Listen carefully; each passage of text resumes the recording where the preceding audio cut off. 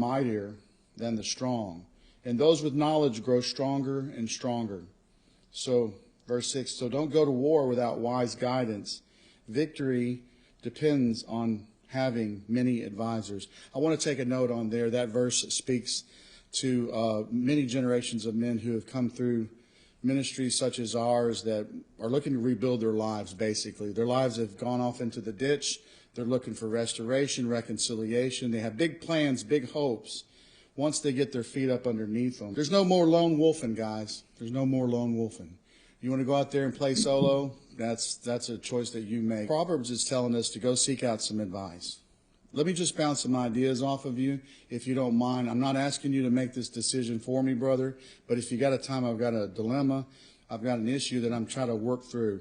I need a good sounding board in my life. You do too. We all do. I don't know how your life was, but for me, it was all up here for me, good, bad, or indifferent.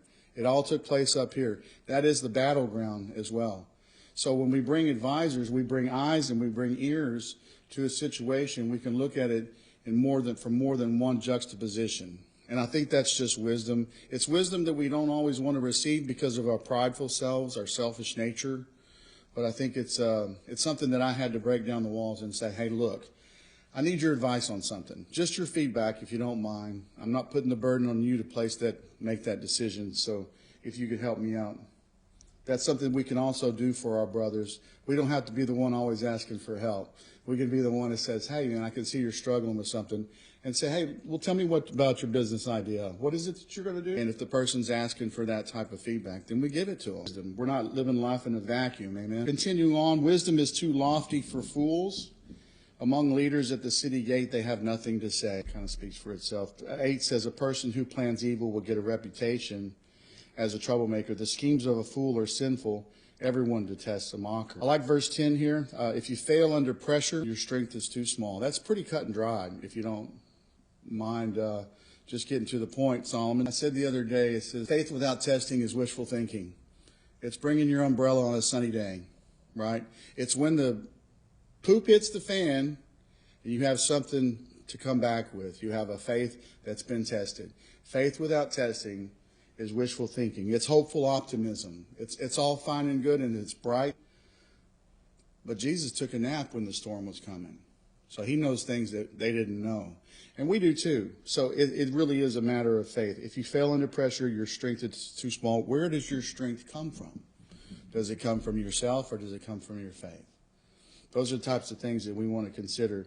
You know, when you're being tested, just understand that, James says, count it all joy when trials and tribulations come. It's easy to be a winner when things are going your way. It's easier to feel good about yourself, right? Yourself. But when you're getting tested, you're getting refined. You're getting pruned, and the dross is coming to the top, and you're seeing what you're made of. Adversity builds character, amen? All right, continuing on. Verse 11 says, rescue those who are unjustly sentenced to die. Save them as they stagger to their death. This one struck personally the other day when we were thinking about a guy who left the ministry as if on time, but his heart was not postured, it was not seasoned, it was not ready to leave, yet he was determined to leave anyway. Well, the consequences spoke for themselves. He fell off. And some of us could have said that we saw it coming. We could have said that we saw it coming, but we didn't say anything. We kind of go along with him. We kind of say, hey, that's all right, dude. You're almost done. Let's see you to the finish line. Just checking the boxes, just getting to the finish line. If a guy looks like he's staggering to death, let's make sure that the achievement is not the only goal.